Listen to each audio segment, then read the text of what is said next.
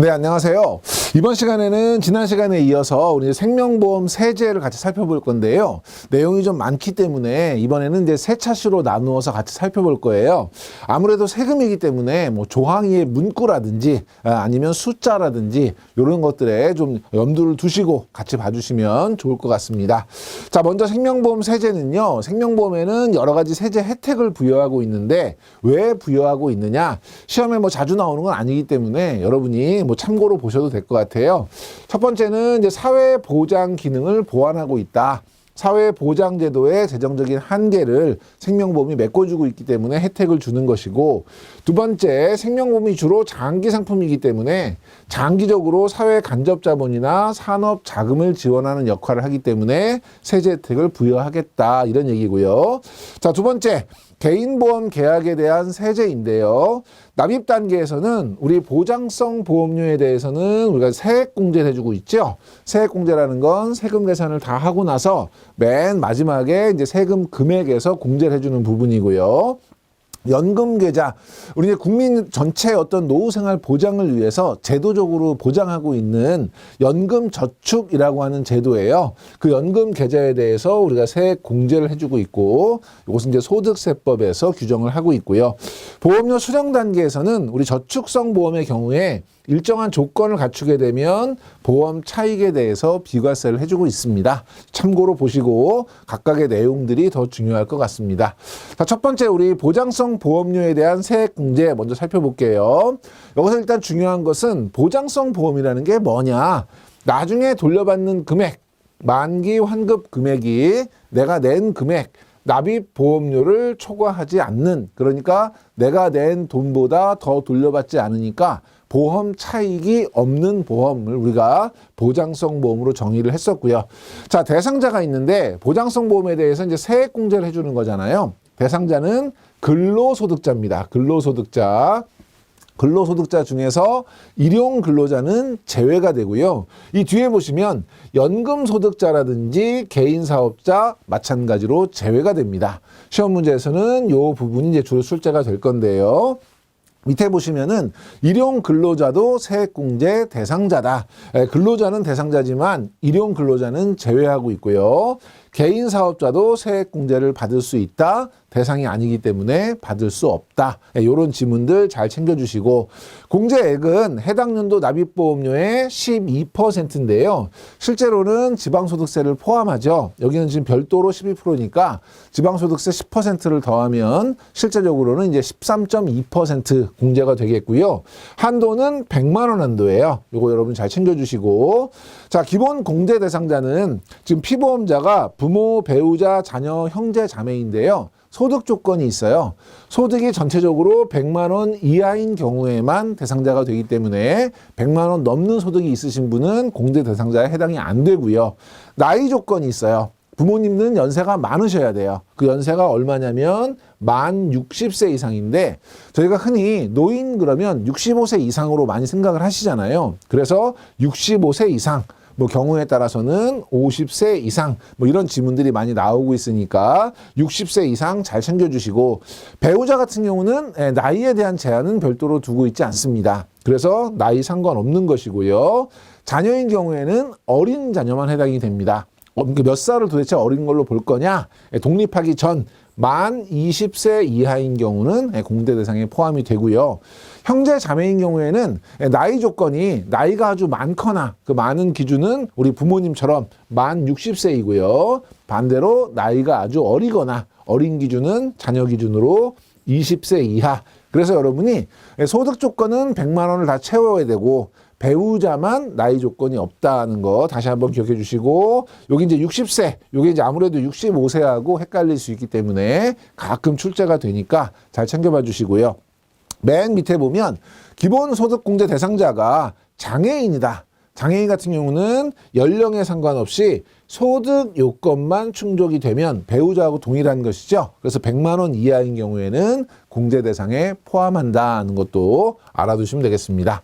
자, 이제 장애인 전용 보장성 보험인데요. 장애인 전용 보장성 보험이라는 건 피보험자 그리고 수익자가 장애인인 보험이에요. 등록되어 있는 보험이고요. 그래서 장애인을 피보험자 또는 수익자로 하는 장애인 전용 보험으로 표시된 보험에서 계약자는 아닌 것이죠. 그래서 여기를 혹시 뭐 계약자, 뭐 장애인을 계약자 피보험자로 하는, 물론 피보험자로 하면 되겠지만 장애인을 계약자로 하는 장애인 전용 보험하면 틀린 거죠. 여러분 챙겨주시고, 요거는 한도는 똑같아요. 한도는 100만 원이고요. 다만 공제율을 원래 12%였던 것을 15%로 높여주는 거죠. 그러면 지방소득세를 포함하면 16.5%를 공제받을 수 있는데, 시험 문제에는 장애인 보장성 보험은 일반 보장성 보험에 비해서 세액공제 한도가 높다 하면 이건 틀린 거죠. 왜? 한도는 100만 원으로 똑같아요. 뭐만 높은 거예요? 세액공제율만 높은 것이죠. 요거 여러분 헷갈리지 않도록 정리해 주시고, 자, 이 보장성 보험의 장애인 전용 보장성 보험인 경우에는 중복해서 그 세액공제를 받으실 수가 있어요. 다만 하나의 보장성 보험을 가지고 보장성 보험으로도 공제를 받고 장애인 공제도 또 받고 이건 안 되는데, 예를 들면 일반 보장성 보험을 가입하셨고 장애인 보장성 보험을 또 가입하셨다. 그러면 보장성 보험에서 100만 원, 그리고 다시 장애인 전용 보장성 보험에서 100만 원까지 중복해서 받을 수 있다. 이런 개념이에요.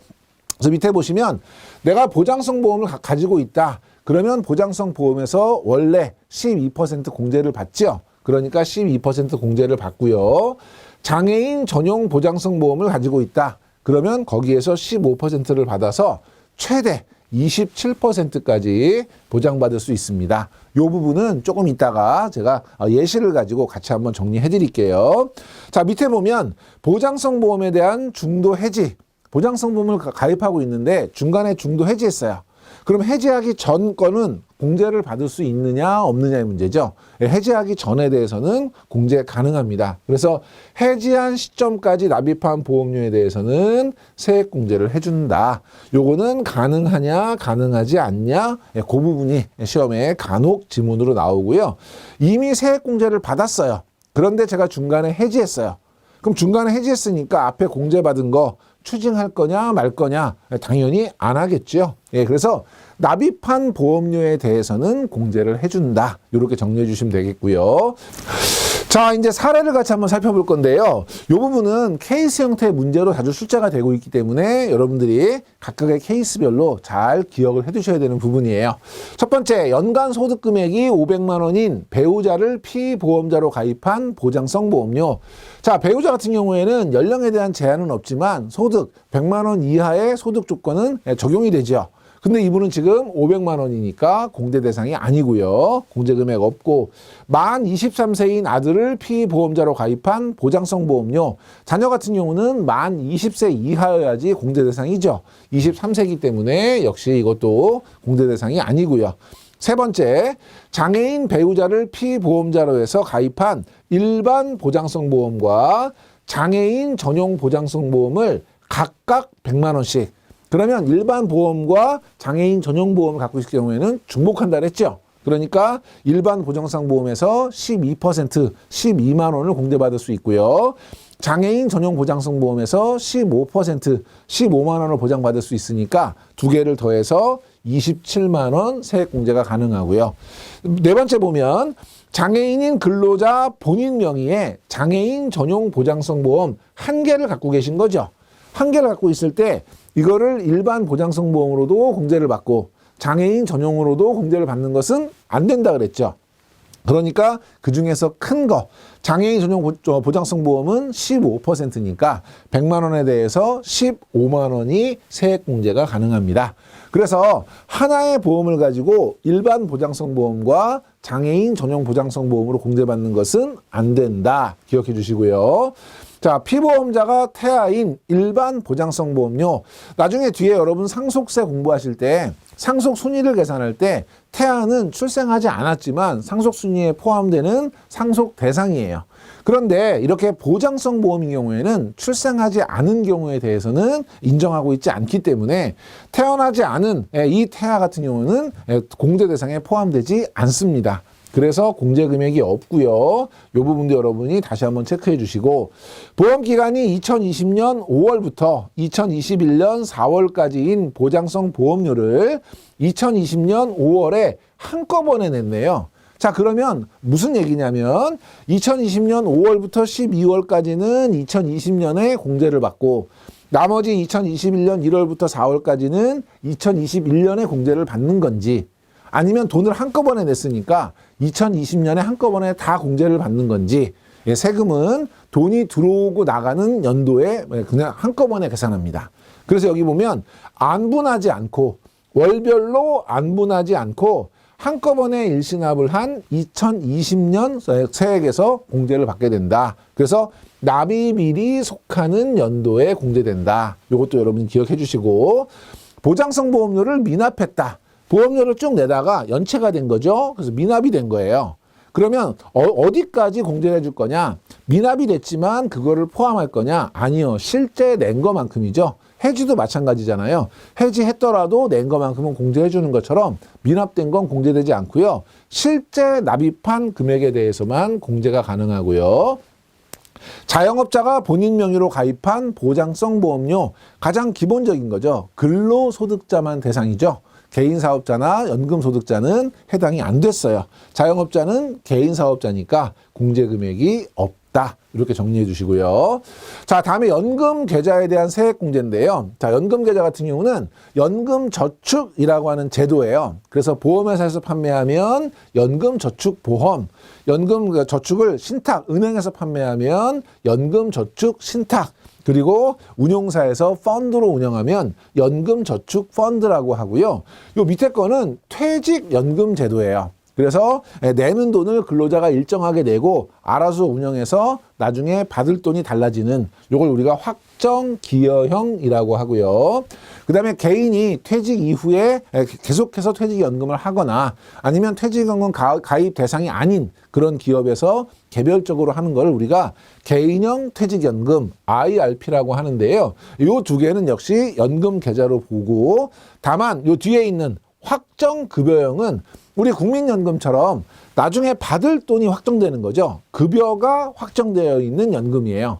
그래서 운용 실적에 따라서 내는 게 달라지는, 요 확정급여형 같은 경우는 운용 책임이 개인에게 있는 것이 아니라 사용주, 우리 기업에게 있어요. 그래서 확정급여형 같은 경우에는 연금계좌에서 제외가 됩니다. 그래서 얘가 시험에 가끔 나오죠. 여러분 잘 챙겨주시고, 자, 밑에 공제액을 보면 해당 연도 납입금액의 12% 지방소득세를 포함하면 13.2%가 공제가 되고요.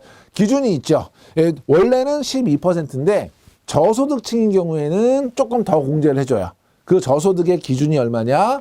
종합소득금액이 4천만 원 이하이거나 근로소득이 5,500만 원 이하인 경우, 이 경우에는 15% 공제를 해주고요. 한도는 정상적인 일반인 같은 경우는 연금계좌에서 400만 원 한도로 공제가 되고요. 퇴직연금을 합산하면 700만 원 한도로 공제가 됩니다. 그래서 뭐 연금이 얼마, 퇴직연금이 얼마, 공제금액이 얼마냐 이런 문제는 출제되지 않고요. 한도를 물어보는 게 많으니까 연금 계좌만으로는 400만 원까지고요. 여기에 퇴직연금을 합해서는 700만 원까지다. 이렇게 기억을 해주시는데, 밑에 보면 종합소득금액이 1억 원 이상이거나 총급여액이 1억 2천만 원 이상인 경우, 이 경우에는 아까 우리 저소득과 반대 고소득이죠. 이런 경우에는 한도를 좀 깎습니다. 그래서 연금 계좌만으로는 300만 원, 그렇더라도 퇴직연금을 합산해서는 700만 원까지 공제를 해주고 있고요.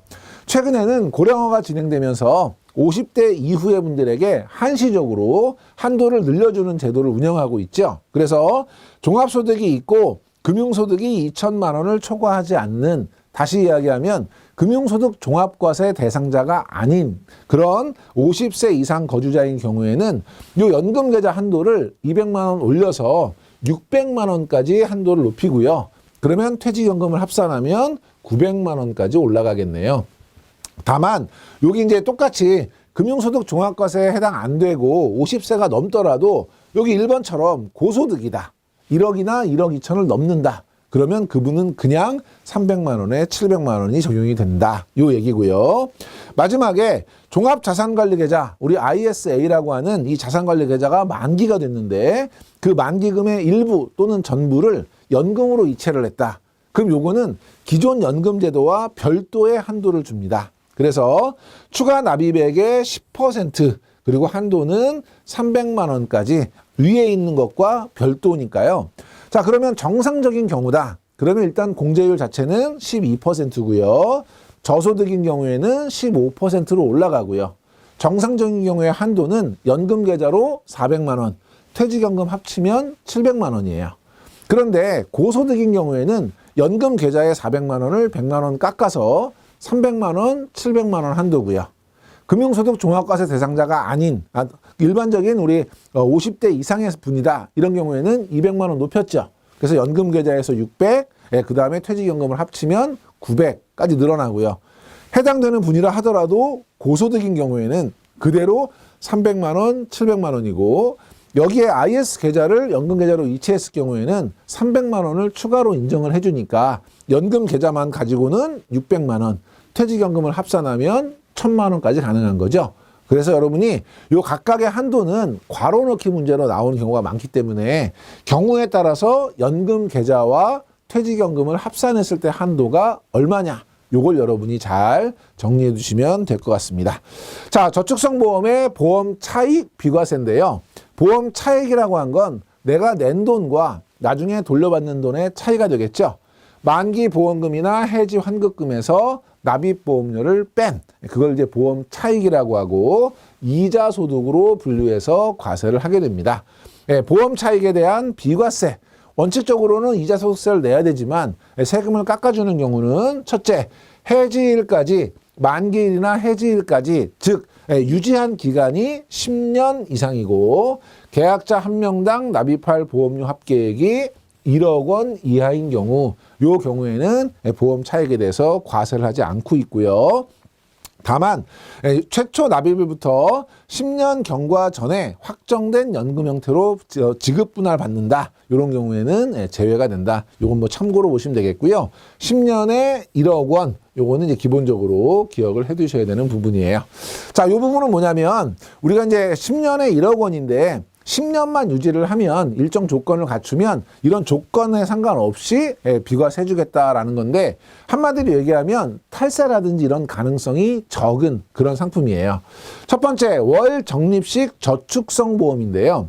월 적립식 저축성 보험은 부자분들이 세금을 아끼기 위해서 한꺼번에 돈 와장창 넣고 절세하는 이걸 막기 위해서 아주 귀찮게 매월 돈을 내야 되는 이런 저축보험이에요. 그래서 요건 한번 보시면 만기일 또는 중도 해지일까지 10년 이상 납입을 하셔야 되고요. 그렇지만 돈을 내는 납입기간은 최소 5년 이상이어야 되고요.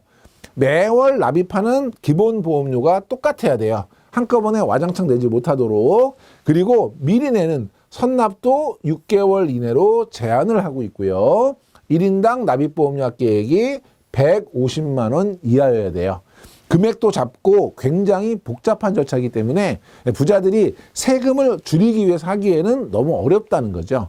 그래서 순수한 서민의 그 절세형 보험이라고 보고 요 경우에 한해서는 조건을 갖추는 경우에는 뭐 1억 이런 거 한도 없이 150만 원 이하 한도를 별도로 줬기 때문에 이 부분은 보험 차익에 대해서 과세하지 않겠다. 이런 부분인데 여기 보시면 순수 보장성 보험을 포함한다. 아니요. 여기 저축성 보험만 해당이 되는 것이고 상해 사망 보장을 위한 특약보험료를 포함한다. 특약보험료는 제외된다. 기억해 주시고 밑에 가입 일자와 상관없이 비과세가 된다. 이런 질문이 나올 수 있는데요. 요거는 이제 요 제도 자체가 2017년 4월 1일 이후 계약에 대해서만 적용되기 때문에 무조건 일자와 상관없이 적용되는 것은 아니다. 요것도 여러분이 시험에 대비해서 지문 정리하시고요.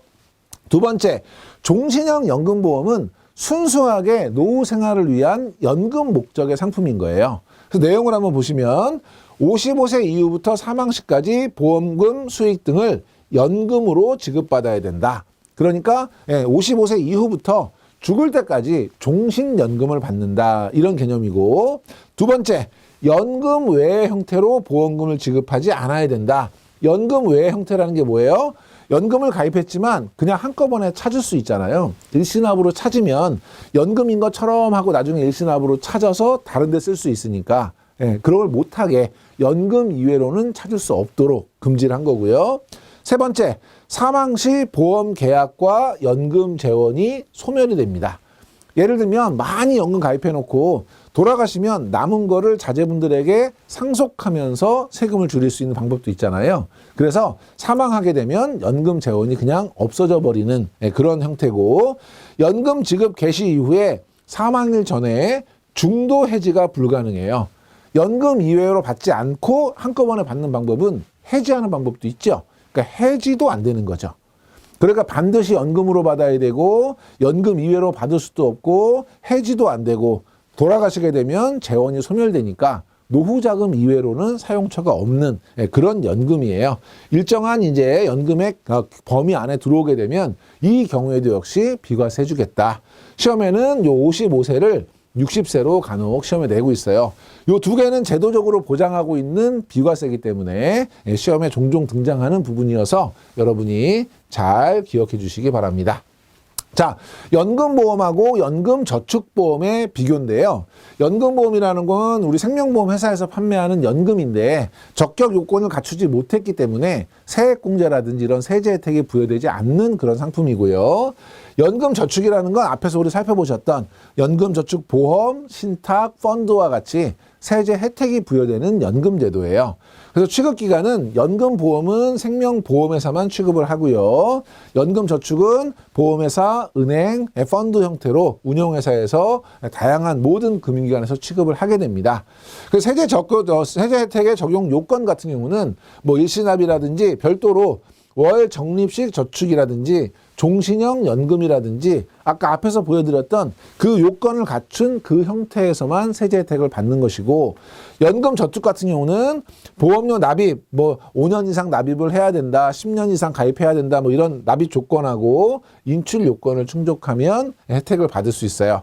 요 두 개는 참고로 보시고 시험에는 요 세 개에서 비교하는 게 많이 나오니까 요 세 개 비교하는 거 잘 봐주셔야 되는데, 보험료 납입을 할 때 연금보험은 뭐 세액공제나 이런 혜택이 전혀 없지요. 그런데 연금저축 같은 경우는 연금 계좌에 대해서 세액공제를 받을 수 있죠.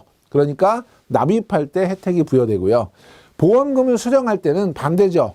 연금보험은 돈을 낼 때 혜택 받은 게 없으니까 나중에 수령할 때 전체적으로 비과세, 우리 보험 차익은 이자 소득으로 보니까 이자 소득 비과세 혜택이 부여되고, 연금 저축 같은 경우에는 앞에서 세액공제를 받았기 때문에 일부 이제 세금을 내게 되는데 세금을 내는 형태는 연금 소득으로 과세가 됩니다. 지금 이제 연금보험 같은 경우는 이자 소득으로 과세가 되죠. 그래서 연금 소득에 대해서는 우리가 뒤에 가서 좀 자세하게 나오는 경우가 있겠지만, 세금을 낼 때 우리 나이에 따라 세금을 내죠. 연금 개시 연령에 따라서 70세 이전에 연금을 수령하시면 5%, 그래서 지방소득세 포함해서 5.5%고요. 그 다음에 70세부터 우리 80세 전 79세까지는 4.4%, 80세 이후는 3.3% 해서 3에서 5%로 각각의 연금 개시 연령에 따라서 구별해서 과세를 하고 있다. 그래서 납입 시 혜택이 있는지 없는지, 그 다음에 수령 시에는 어떤 혜택을 가지고 있고, 연금 각각의 소득 구분은 이자 소득인지 연금 소득인지 이 부분이 시험에 주로 출제가 되고 있으니까 여러분이 비교해서 잘 기억해 주시기 바랍니다. 자, 이번 시간 이렇게 정리하시고요. 다음 시간에 우리 세금 두 번째 시간 계속해서 살펴보도록 하겠습니다. 이번 시간에 강의 들으시느라고 수고 많이 하셨습니다. 네, 안녕하세요. 이번 시간에는 지난 시간에 이어서 우리 생명보험 세제 두 번째 시간 같이 한번 살펴보겠습니다. 자, 먼저 첫 번째로 나오는 게 단체보험인데요. 이 단체 보장성 보험 같은 경우는 예전에 시험이 좀 많이 나왔었는데 최근에는 빈도가 좀 많이 적은 그런 부분이에요. 여러분이 중요한 것 정도만 기억해 주시면 되는데, 단체 보장성 보험, 기업이 종업원을 위해서 보험을 가입해 준 거죠. 그럼 기업 입장에서는 종업원을 위한 비용이기 때문에 손금 산입, 우리 이제 비용 처리를 한다는 의미예요. 그러면 기업 입장에서는 법인세에서 그만큼 빠지는 거고요. 근로소득자 입장에서는 원래 월급을 받아서 보험을 들어야 되는데 회사가 대신 들어준 거잖아요. 그러면 본인의 소득세에서 빠지는 거예요. 그러면 기업도 세금을 안 내고 그다음에 근로자도 세금을 안 내니까 이건 좀 세금 공백이 생길 수 있으니까 일정 한도만큼만 허용을 해줘요. 그 한도가 얼마냐면 연 70만 원. 만약에 연 70만 원 이하다. 그러면 기업은 기업대로 비용 처리할 수 있고요. 개인은 개인대로 종업원 비과세가 허용이 되는데 만약에 70만 원을 초과한다.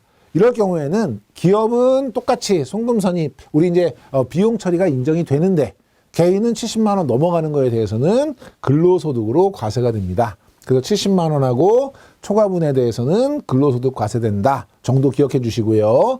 자, 밑에 세제 혜택 요건은 일단 지급 사유 자체가 종업원의 사망, 질병, 상해와 같은 종업원 재해여야 되고요.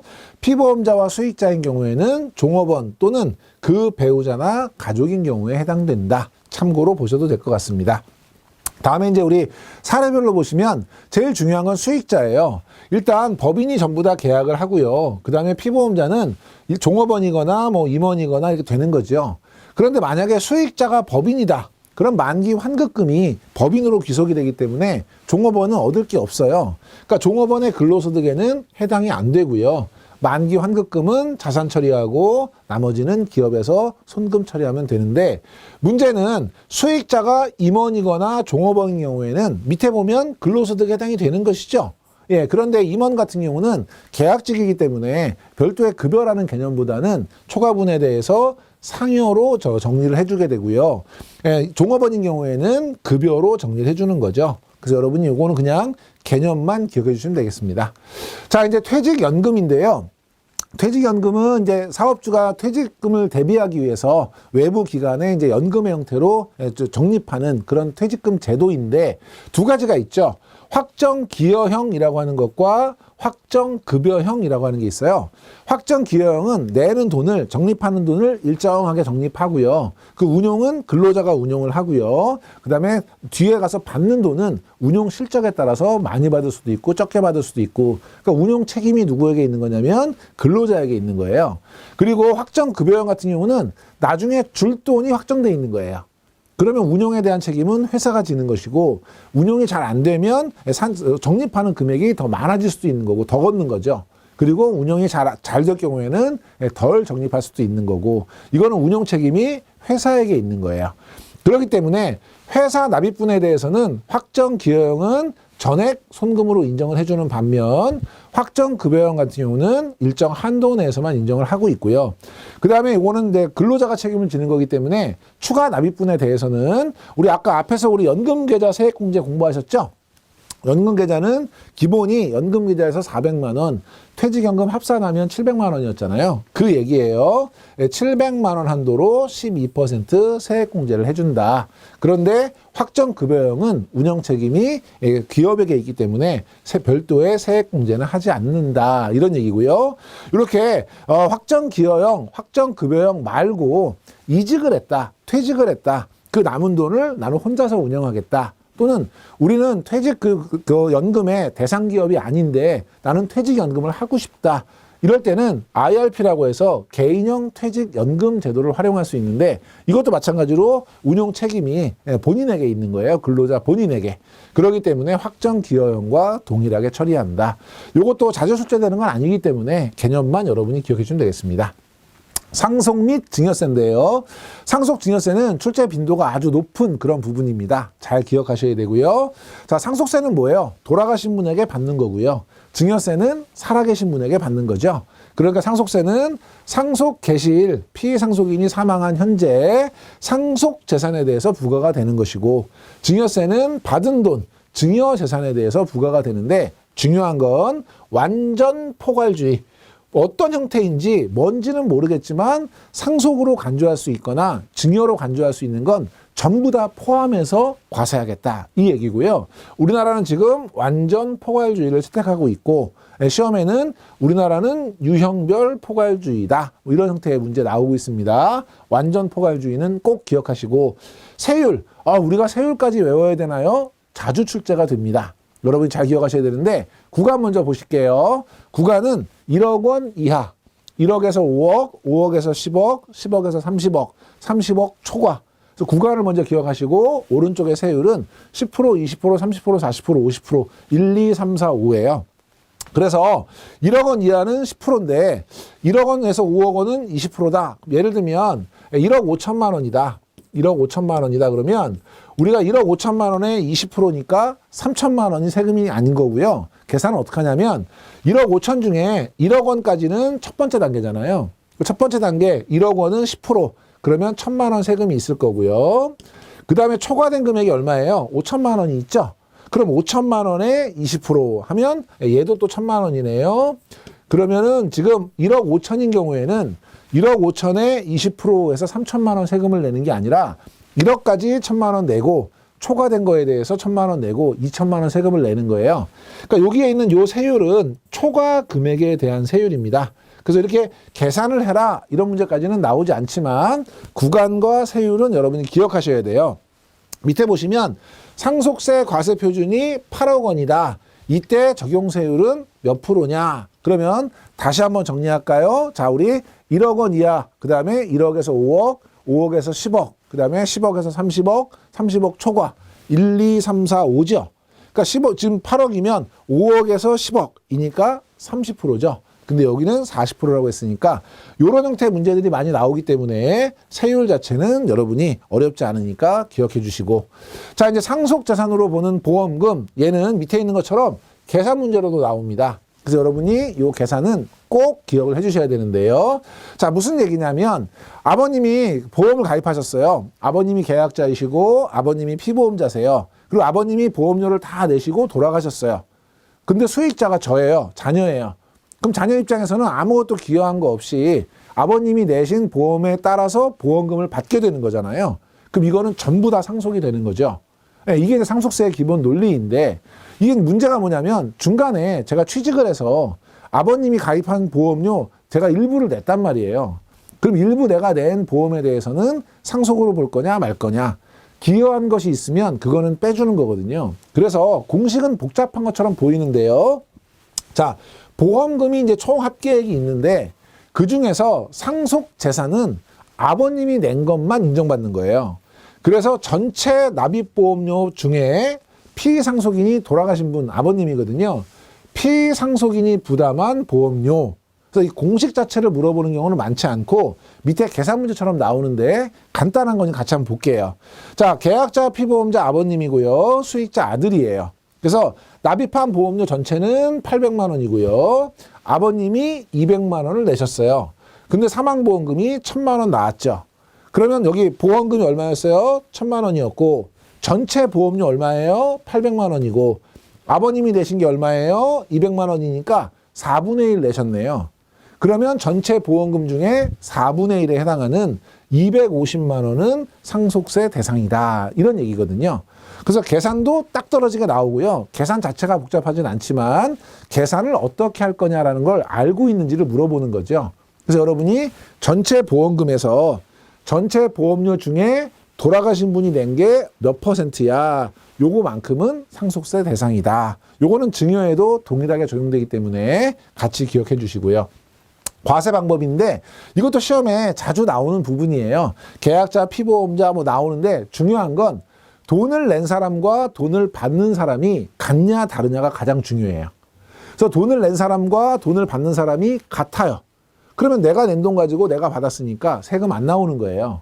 근데 돈을 낸 사람과 돈을 받는 사람이 달라요. 그러면 만약에 돌아가셔서 받았으면 상속세 과세 대상이 되는 거고, 살아계실 때 받았으면 뭐 저축성 보험이나 연금 같은 경우는 살아계실 때 받잖아요. 그럼 이럴 경우에는 증여세가 되는 거예요. 자, 계약자 아버님이고요. 피보험자 아버님이고요. 수익자가 본인이에요. 일단 수익자가 다르네요.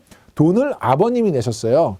돈을 낸 사람과 그 다음에 돈을 받는 사람이 지금 다르죠. 이럴 경우에는 아버님이 피보험자인데 아버님이 돌아가시고 받았으니까 상속세 과세 대상이 되죠. 예를 들어서 여기가 어머님이면 어떻게 될까요? 자, 아버님이 계약자라서 아버님이 돈을 내셨어요. 피보험자가 어머님이고요. 어머님이 돌아가셔서 만약에 사망을 했다. 어머님이 사망해서 받았다. 그럼 이거는 아버님이 낸 돈을 내가 받은 게 아니고 피보험자가 사망해서 받은 거니까 아버님이 낸 돈에 의해서 제가 보험금을 받게 된 거죠.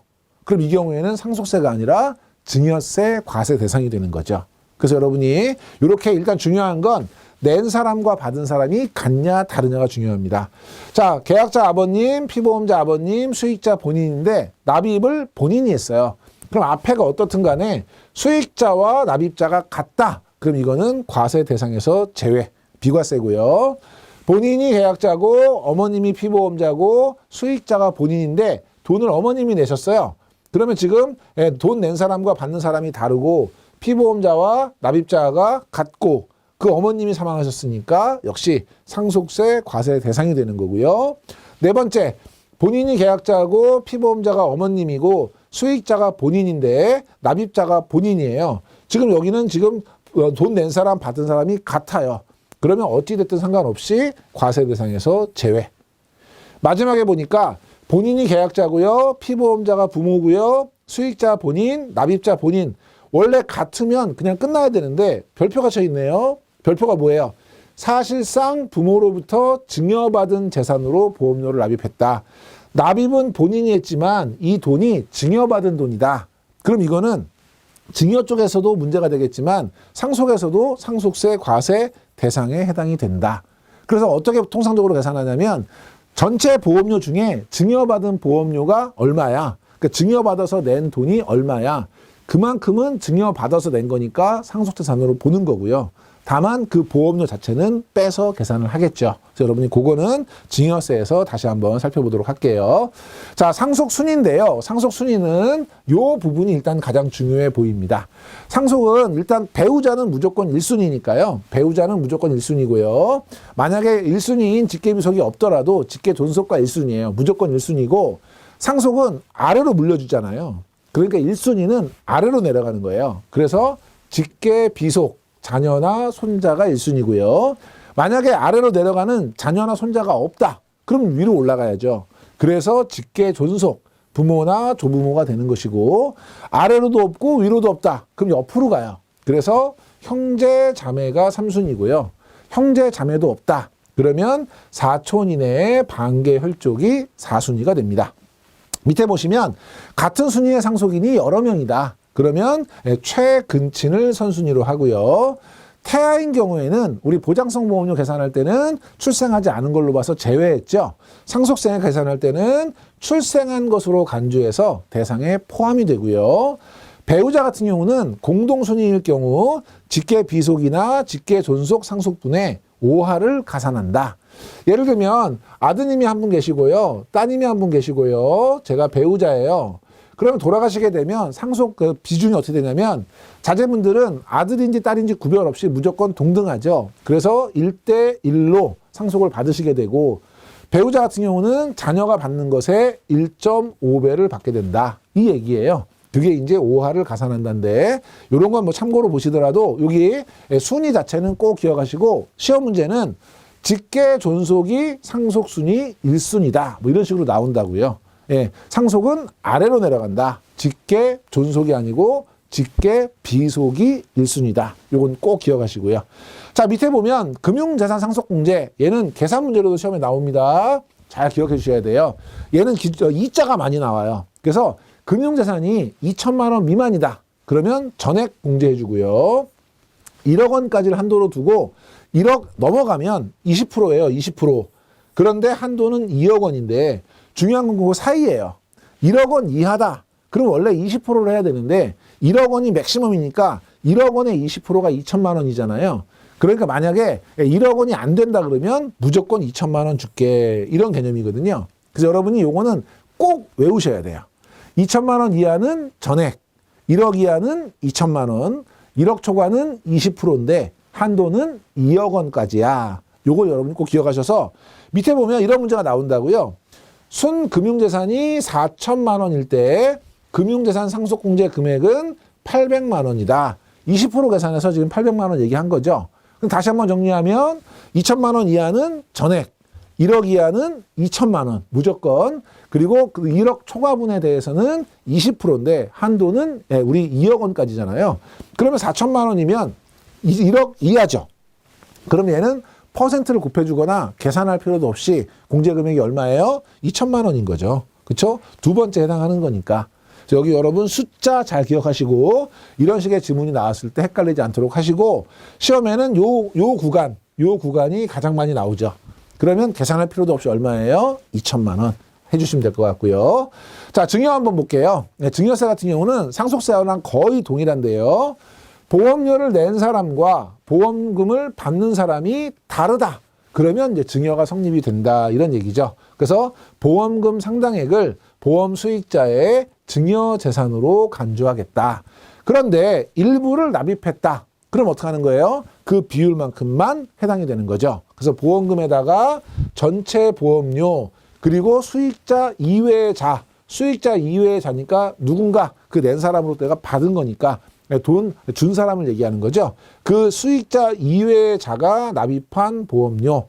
그러니까 예를 들면 아까처럼 800만 원 내고 아버님이 200만 원 내셨다. 그러면 4분의 1만큼만 증여세를 내면 된다. 이 얘기고 밑에 증여받은 재산으로 보험료를 냈다. 그러면 전체 보험료 중에서 증여받은 재산으로 낸 보험료의 비율만큼 그만큼만 증여세를 내는데 그때 중요한 건 그 낸 보험료는 빼준다 그랬죠. 그래서 여러분이 이것도 공식으로만 기억해 주시면 될 것 같고요. 과세 방법도 동일하죠. 제일 중요한 건 뭐예요? 받은 사람과 낸 사람이 같은가 다른가가 중요하죠. 자, 계약자 아버님, 피보험자 어머님, 수익자 본인, 납입자 아버님. 일단 돈 받은 사람과 돈 낸 사람이 달라요. 그런데 사고가 아버님이 돌아가셨으면 아까처럼 상속세 대상일 텐데 아버님이 돌아가신 게 아니라 어머님이 돌아가셨어요. 피보험자가. 그러면 아버님이 낸 돈을 받아서 내가 뭔가 보험금의 혜택을 입는 거니까 이거는 증여세 과세 대상이 되는 거고요. 자, 아버님이 계약자, 어머님이 피보험자, 수익자 본인인데 돈을 자기가 냈어요. 본인이 직접 냈어요. 그리고 어머님이 사망하셨어요. 이런 경우에는 내가 낸 돈 내가 받았으니까 과세 대상에 제외가 되는 거고요. 세 번째, 계약자 본인, 피보험자 본인, 수익자 본인인데 그 돈을 아버님이 내주셨으니까 이건 다르죠. 그럼 이거는 뭐냐면 뭐 연금이나 아니면 뭐 저축성 보험 같은 경우는 이런 경우가 있을 수 있죠. 여기도 지금 보니까 연금을 가입하셨나 봐요. 그럼 아버님이 낸 돈으로 내가 연금을 받으니까 당연히 증여세 과세 대상이 되는 거고요. 본인이 계약자고요. 아버님이 피보험자고 수익자가 본인이고 납입자가 본인이에요. 그럼 낸 사람 똑같죠. 그리고 연금 지급이 됐으니까 뒤에 상관없이 낸 사람과 받은 사람이 같으니까 과세 대상에서 제외가 됩니다. 자, 밑에는 여러분이 참고로 보셔도 되는데 계약자가 미성년자예요. 돈 내는 사람이. 그리고 무자력자예요. 능력이 없는 사람이에요. 그러면 본인이 내고 본인이 수익자였다 하더라도 미성년자가 돈이 어디서 나서 냈어? 무자력자가 어디서 나서 냈어? 이런 문제가 생기죠. 그러니까 미성년자나 무자력자가 계약자라면 보험료를 타인으로부터 받아서 낸 걸로 간주할 수밖에 없다. 그래서 전액에 대해서 증여세가 부과가 된다. 요거는 참고로 봐주시면 되겠습니다. 자, 증여자산으로 보는 보험금 예시인데요. 자, 김생명 씨, 그 다음에 이제 월납이고요. 10년 만기 저축성 보험을 가입하셨어요. 월납 보험료는 10만 원이고 그 중에 7만 원은 아버지가 납입을 하셨어요. 만기에 지급받은 보험금은 2천만 원. 그럼 똑같이 계산하면 되죠. 2천만 원이고요. 총 보험료 계산해야 되죠. 총 보험료는 월납 10만 원, 12달 10년이고요. 그 다음에 아버님이 되신 게 7만 원이니까 7만 원, 12달 10년 해서 1,400만 원이다. 인데 금액을 계산할 수도 있지만 비율로 계산하시면 되죠. 한 달에 10만 원인데 아버님이 7만 원 내셨으니까 70%를 아버님이 내신 거잖아요. 그럼 받는 보험금의 70%를 증여재산 대상으로 보는 거죠. 그럼 2천만 원에 70%면 1,400만 원. 이렇게 계산하셔도 무방하다. 그래서 보험금 2천만 원 중에서 1,400만 원은 아버지로부터 증여받은 것으로 보아서 과세가 된다. 이런 얘기고요. 자, 보험금에 대한 증여세에서 장애인을 수익자로 한다. 그러면 장애인을 위해서 가입한 보험이잖아요. 요거는 원래대로 하면 과세 대상이지만 장애인을 보호한다는 측면에서 일정 한도까지는 비과세를 허용해 줍니다. 그래서 시험에는 그 한도가 많이 나오죠. 한도는 4천만 원이에요. 의외로 시험에 많이 나옵니다. 장애인 상이자를 수익자로 하는 보험은 연간 4천만 원까지 증여세 비과세하고요. 3천만 원, 5천만 원 시험에 많이 나오고 이게 딱 떨어지는 숫자가 아니어서 많이 헷갈리세요. 4천만 원 꼭 기억하시고, 밑에 보면 이 장애인을 위한 보험이 장애인 전용 보험이어야 되느냐? 그렇지 않아요. 장애인 전용 보험이 아니더라도 장애인이 수익자인 모든 보험에 대해서 적용됩니다. 그럼 시험에는 뭐가 많이 나오겠어요? 반드시 장애인 전용보험에 한해서 혜택이 적용된다. 이런 지문이 나오겠죠. 꼭 장애인 전용이 아니어도 무방하다. 비과세 보험금은 보험 사고로 인해서 지급받은 보험금을 의미하고요. 만기 보험금에 포함된다. 그래서 여러분이 4천만 원 모든 보험이 다, 그리고 수익자가 장애인, 요거 여러분이 기억해 주시면 되겠습니다. 자, 이번 시간 이렇게 정리하시고요. 다음 시간에 우리 세 번째 시간 계속해서 살펴보도록 하겠습니다. 이번 시간에 강의 들으시느라고 수고 많이 하셨습니다. 네, 안녕하세요. 이번 시간에는 우리 생명보험 세제의 세 번째 시간이고요. 우리 2편의 마지막 시간이 되겠습니다. 자, 이번 시간에 공부하실 세금은 소득세예요. 소득세는 우리나라 같은 경우에는 열거주의, 그러니까 법에 쭉 나열하는 거죠. 무슨 소득, 무슨 소득, 무슨 소득 해가지고 소득의 원천별로 구분해서 과세 대상을 구체적으로 열거하는 방식을 채택하고 있고, 이자 소득하고 배당 소득 같은 경우는 예외적으로 유형별 포괄주의. 뭐냐면 이거 딱 이자입니다, 딱 배당입니다, 애매할 수 있으니까 이자는 비슷한 유형을 모아가지고 이런 것들은 이자로 볼게요, 이런 것들은 배당으로 볼게요. 그래서 유형별로 포괄주의를 채택하고 있다는 거예요. 상속증여세 같은 경우는 완전 포괄주의였죠. 그래서 여기다가 이자 및 배당 소득은 완전 포괄주의를 채택하고 있다. 이러면 이것저것 틀린 거고요. 우리나라의 소득세는요, 소득을 열거하고 있는데 이렇게 열거를 해요. 일을 하는데 남의 일을 한다. 그럼 이걸 우리가 근로소득이라고 하고요. 내 일을 한다. 그럼 이거를 사업소득이라고 하고요. 투자를 했는데 이자랑 비슷한 거를 받았다. 그럼 이거를 이자소득이라고 하고, 배당 비슷한 걸 받았다. 배당소득이라고 하고, 젊을 때 연금을 가입했는데 그 연금을 이제 개시 시점이 돼서 받기 시작했다. 그럼 앞에서 세액공제 받으면 뒤에서 연금소득으로 과세한다 그랬잖아요. 그러니까 이런 소득을 우리가 연금소득이라고 하고요. 이거에 해당되지 않는 소득, 예를 들면 뭐 갑자기 강의를 해서 강사료를 받았다거나 책을 써서 인세를 받았다거나 이런 것들을 우리가 다 기타 소득 이렇게 얘기하고요. 우리나라의 지금 소득세는 이걸 다 합쳐서 종합소득 과세합니다. 그러니까 소득의 원천이 뭐든 간에 소득이 많은 사람에게 세금을 많이 물리겠다, 이런 것인데 여기서 두 가지의 소득은 빼줍니다. 그걸 우리가 분류과세라고 하는데요. 이 분류과세는 왜 빼주냐면 정기적인 소득이 아닌 경우, 그리고 그 당시 소득이 너무 커서 그거를 더해주게 되면 세금을 너무 많이 내야 되는 그런 경우의 소득은 빼줘요. 첫 번째가 뭐냐면 퇴직소득이에요. 뭐 최근에는 뭐 이직을 많이 하지만 경우에 따라서는 평생 한 번 퇴직하시는 분이 있잖아요. 정기적이지 않다는 거예요. 거기다가 퇴직하시는 해에 여기다 포함시키면 세금을 엄청나게 내셔야 되는 거죠. 퇴직금이 많으니까. 그래서 그 부분은 빼주는 거고요. 또 하나는 양도소득. 우리나라는 지금 자산을 처분하게 되면 양도 차익에 대해서 세금을 거의 안 매기거든요. 주식 사고 팔 때 세금 안 내잖아요. 금 사고 팔 때 세금 안 내요. 유일하게 세금을 내는 게 이제 부동산일 텐데, 부동산도 계속 정기적으로 사고 팔지 않잖아요. 그리고 한 번 사고 팔 때 양도 차익이 경우에 따라서는 몇 억씩 된단 말이에요. 그러면 그 부동산을 판 그 해에 세금이 엄청나게 나오겠죠. 그래서 이 두 개는 따로 띄어서 계산한다고 해서 우리가 분류과세라고 하고 시험에 자주 나오는 부분이고요. 요 이자하고 배당만 따로 합쳐가지고 얘를 우리는 금융소득이다 이렇게 부르고요. 요 금융소득도 따로 금융소득 종합과세라고 하는 과세를 합니다. 금융소득 종합과세는 크게 세 가지예요. 하나는 무조건 합산. 무조건 합산은 따지지 않고 여기다 넣어서 같이 계산하겠다. 그러면 중과하겠다라는 개념인 거죠. 이건 어떤 세금, 어떤 소득들이 주로 그러냐면 원천 징수를 하지 않은 그런 소득 같은 경우에는 무조건 합산이에요. 두 번째는 무조건 분리. 얘는 분류과세라고 하고 얘는 분리과세라 그래요. 그러니까 분리해서 법에 정해져 있어요. 무슨 소득은 몇 프로, 무슨 소득은 몇 프로. 그럼 얘는 그 퍼센테이지대로 세금 내면 원천 징수로 납세 의무 종결 끝나는. 요게 이제 분리과세고, 나머지가 조건부 합산이에요. 조건부 합산. 이걸 우리가 금융소득 종합과세라고 얘기하는 건데 이 조건이 뭐냐면 일정 금액 이상이면 합산하고 일정 금액 이하면 그냥 원천징수로 끝낼게. 그 조건이 중요하죠. 조건이 얼마냐면 2천만 원. 그래서 금융소득이 2천만 원 넘어가면 종합과세, 합산과세 2천만 원이 안 되면 분리과세로 끝난다. 그 분리과세는 일반적인 소득세 15.4%로 끝나는 거죠. 그래서 여러분이 그 개념 먼저 염두에 두시고 밑에 한번 볼게요. 자, 종합과세를 원칙으로 하고 있어요. 예외적으로 분리과세를 허용하고 있죠. 이 분리과세는 법으로 정하고 있고 종합과세는 사업소득, 근로소득, 연금소득, 이자소득, 배당소득, 기타소득 제가 아까 박스 쳐놨던 6가지 해당이 되는 거고요. 이자와 배당소득의 합계액이 2천만 원. 이게 금융소득 종합과세죠.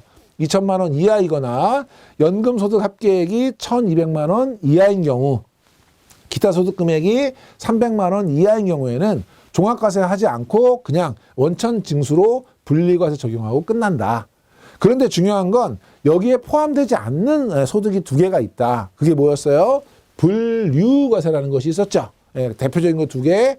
퇴직소득과 양도소득. 요거는 시험에 아주 많이 나옵니다. 여러분이 꼭 기억해 주시고요. 자, 다음에 이제 우리 산출세액을 계산하는 건데요. 우리 상속세 같은 경우는 의외로 간단했죠. 우리 구간이 1억 이하, 1억에서 5억, 5억에서 10억, 10억에서 30억, 30억 초과, 1, 2, 3, 4, 5, 10%, 20%, 30%, 40%, 50%. 그래서 그나마 괜찮았는데 얘는 지금 세율이 되게 복잡해요. 그런데 시험에 많이 나와요. 괄호넣기로도 나오고요. 지문으로도 나오고요. 그래서 여러분이 외워주셔야 되는데 그래도 제가 여기 빨갛게 표시한 거 있죠. 요거는 꼭 좀 기억해 주시고요. 자, 먼저 과세표준. 과세표준은 전체 소득에서 세금을 내는 대상이 되는 게 누구야? 얼마야? 그 얘기예요. 그러면 전체적인 소득에서 공제를 빼주면 되겠죠. 그래서 뭐 기본 공제라든지 추가 공제라든지 공제를 뺀 게 대상이 되는 거고 그러면 세금은 산출세액은 얼마를 내는 거예요? 과세표준에다가 세율을 곱해주는 거죠. 그래서 요거 중요한데 1,200만 원 이하인 경우에는 6% 그리고 1,200만 원에서 4,600만 원까지는 15% 4,600만 원에서 8,800만 원까지는 24% 8,800만 원에서 1억 5천까지는 35% 1억 5천에서 3억까지는 38 3억에서 5억까지는 40 5억 원 초과는 42%인데요.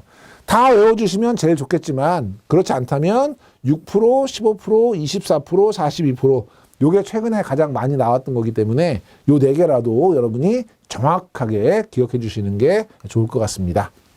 다음에 이제 우리 금융소득에 대한 과세인데요. 제가 조금 전에 말씀드렸던 금융소득 종합과세에 대한 얘기죠. 그래서 우리가 금융소득은 이자소득과 배당소득을 합한 거예요. 그럼 이자소득이 뭐야? 배당소득이 뭐야? 그래서 유형별 포괄주의였죠. 그래서 국내에서 받는 예금의 이자, 당연히 이자고요. 사채 이자 또는 선이자를 받는 할인액, 이런 건 똑같이 이자고요. 저축성 보험의 보험 차익, 이건 아까 앞에서 보험 차익은 이자소득으로 간주한다. 공부하셨죠? 위에서 위 거래 행위와 결합된 파생상품 거래 행위로 인한 이익, 그리고 유사한 소득으로서 금전 사용에 대한 대가의 성격을 갖고 있는 거, 요걸 이자라고 본다. 자, 배당은요, 국내 법인의 이익 배당, 현금으로 받을 수도 있고 주식으로 받을 수도 있고 국내외 집합투자기구로부터의 이익, 요게 시험에 많이 나옵니다. 집합투자기구는 펀드를 자본시장법에서 집합투자기구라고 부르거든요. 그러니까 국내든 국외든 펀드에서 발생된 이익은 배당소득으로 봐요. 그래서 펀드에서 발생된 이익은 이자소득이다. 틀린 거고요. 신종 금융상품을 결합한 복합금융거래에서 발생하는 이익이라든지 비슷한 수익 분배의 성격을 가지고 있는 것. 그래서 금전 사용에 대한 대가인지 수익 분배인지 요거 여러분이 구분해 주시고요.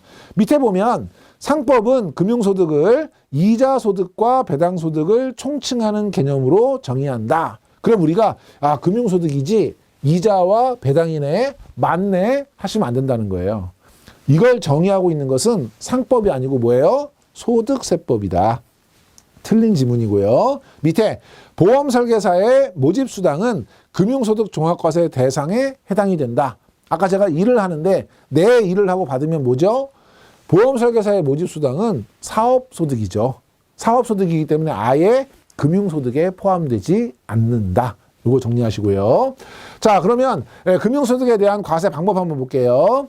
금융소득 과세 단위는 개인별 연간 금융소득 합계액이에요. 중요한 건 개인별이에요. 부부 합산이냐 별산이냐. 지금은 부부 합산 기준이 아니고 각각 개인별로 계산한다. 꼭 기억하시고 시험에 부부 합산 기준이다 많이 나오고 있고요.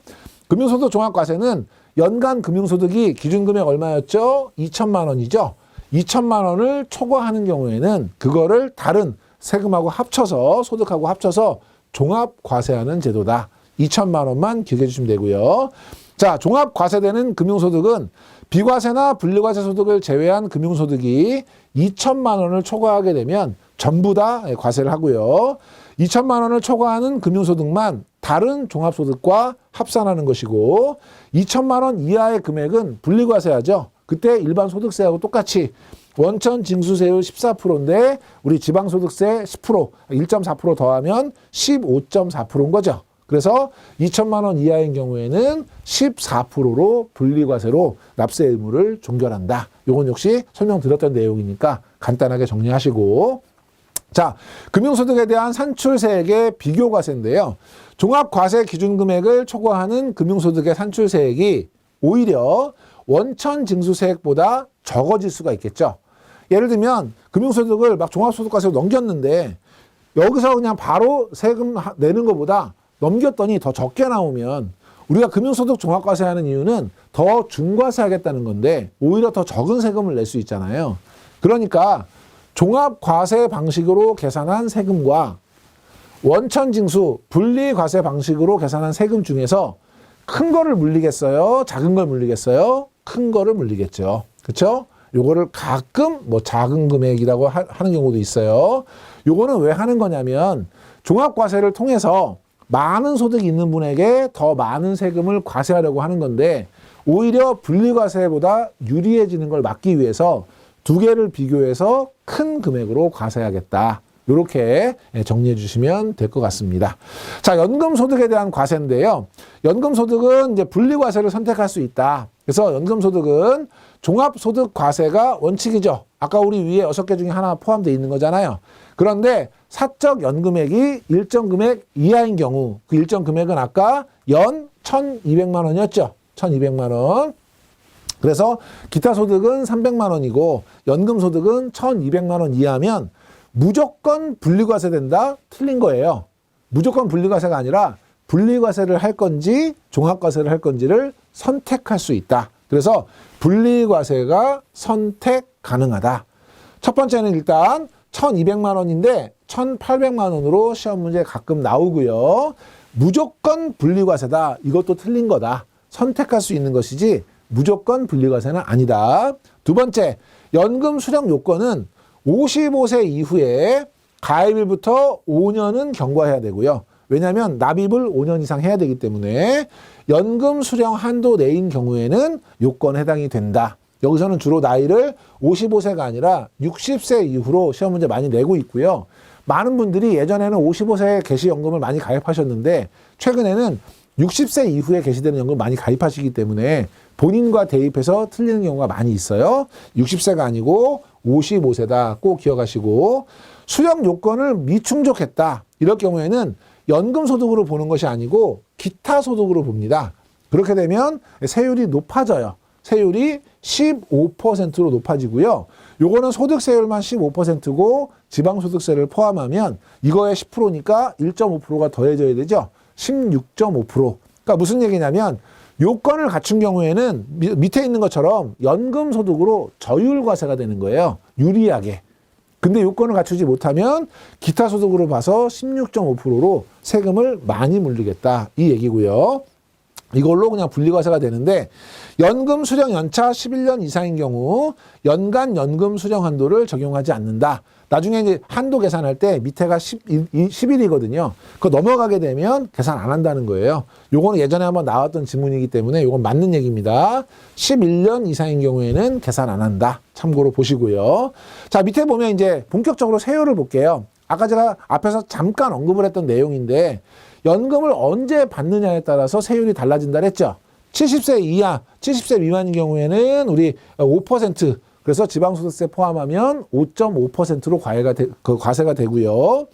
70에서 80세까지 엄밀하게 말하면 이제 79세까지인 거죠. 그래서 80세까지 이제 70대 받게 되면 4.4%가 되는 것이고 80세를 초과해서 받게 되면 이제 3.3%니까 나이에 따라서 3%부터 5%까지 저율로 과세가 되고요. 사망할 때까지 연금을 수령하는 종신계약이다. 이럴 경우에는 4%가 적용이 되고 이연 퇴직소득의 연금 수령이다. 퇴직소득을 뒤로 밀어서 연금으로 받는다. 이런 경우에는 연금 외로 수령한 원천 징수세율의 60에서 70% 정도로 저율 과세한다. 이것도 세율이기 때문에 시험에 자주 나오고 있어요. 여러분이 각각의 나이대별로 몇 살에 개시할 때 얼마를 받는지 이거는 여러분이 나이대별로 꼭 정리를 해주시기 바랍니다. 자, 마지막에 이제 우리 보험 설계사의 세제인데요. 보험 설계사는 원칙적으로 아까 제가 내 일을 하면 무슨 소득이라 했죠? 사업소득이에요. 남의 일을 해주는 근로소득이 아니라는 거죠. 그래서 여러분이 사업소득이다라는 거 기억해 주고 시험에 뭐 기타소득, 근로소득 아니고요. 다음 연도 5월 중으로 종합소득세를 신고하도록 하고 있는데 요거는 뭐 보험 설계사뿐만 아니라 모든 사업자들이 5월에 종합소득세 신고를 하는 거죠. 다만 예외적으로 간편장부 대상자는 두 가지예요. 하나는 맨 처음 한 경우 그 첫 번째 연도는 간편장부 대상자고 두 번째는 일정 금액 이하의 소득인 경우에는 간편장부 대상자입니다. 그래서 일단 간편장부 대상자다 이럴 경우에는 연말정산으로 그냥 납세 의무 끝, 신고 안 해도 된다는 거고요. 자, 해당 과세기간에 신규로 사업을 개시했다. 신규인 경우에는 고해는 간편장부 대상자야. 얼마를 벌든 상관없이. 두 번째, 직전 과세기간의 수익금액이 7,500만 원 미만인 경우, 그러니까 기준이 7,500만 원인 거죠. 7,500만 원 미만인 경우에는 연말정산 서류만 내시면 보험회사가 일괄적으로 연말정산하고 그걸로 끝나는 거예요. 그런데 7,500만 원이 넘어간다. 이런 경우에는 본인이 직접 5월 달에 신고를 하셔야 되고 만약에 추징되는 세금이 있으면 더 납부를 하셔야 됩니다. 자, 해당 과세기간에 다른 보험사로 이직한 설계사 이거는 해당되지 않는 거예요. 나왔던 지문이기 때문에 여러분이 챙겨봐 주시고 자, 연말정산 사업소득 금액인데요. 사업소득 금액은 해당 과세기간에 지급된 수익 금액에다가 연말정산 사업소득의 소득률을 곱해줍니다. 예전에는 뭐 경비공제율 이런 얘기도 썼었는데 지금은 사용하지 않고요. 소득률이라는 게 전체 소득 중에서 비용을 빼고 몇 % 정도를 소득으로 잡아줄 거냐를 세무당국에서 정해놓은 것이에요. 그래서 여러분이 사업소득의 소득률이라고 기억하시고 기타 소득의 소득률 아니고요. 사업소득의 경비공제율 아니에요. 그거 여러분이 챙겨봐 주시고 그러니까 경비공제율은 소득률의 반대겠죠. 요만큼을 경비로 빼주겠습니다가 경비공제율이라면 요만큼을 소득으로 보겠습니다가 이제 소득률이겠죠. 그래서 여러분이 소득률 잘 챙겨주시고 다른 종합소득이 없다. 그러면 해당 사업소득에 대해서 연말정산으로 납세 의무가 종결이 될 수 있지만 다른 종합소득이 있다. 그리고 수익 금액이 7,500만 원 이상이다. 이럴 경우에는 별도로 신고를 하셔야 되는 거고요. 원천징수 의무자인 경우에는 매월 모집수당을 지급할 때 사업소득은 3%를 떼거든요. 원천징수 세율이. 그래서 지방소득세 포함해서 3.3%가 공제돼요. 그래서 3%를 원천징수합니다. 이것도 5%. 기타 소득 같은 경우는 4%를 공제하거든요. 4% 이런 식의 시험 문제 나옵니다. 요 3%는 중요한 숫자입니다. 꼭 기억해 주시고 연말정산 종합소득세 확정 신고 시 원천 징수세액은 기납부세액으로 공제가 된다. 요 얘기입니다. 그래서 이 보험설계사의 세제는 반드시 한 문제 나옵니다.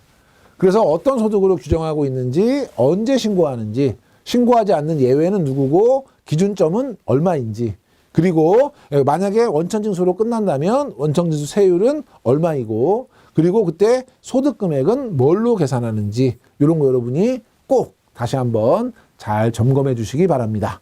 자, 이렇게 해서 2편 우리 보험 법규 전체적으로 다 마쳤고요. 다음 시간부터는 생명보험에 대해서 3편 계속해서 살펴보도록 하겠습니다.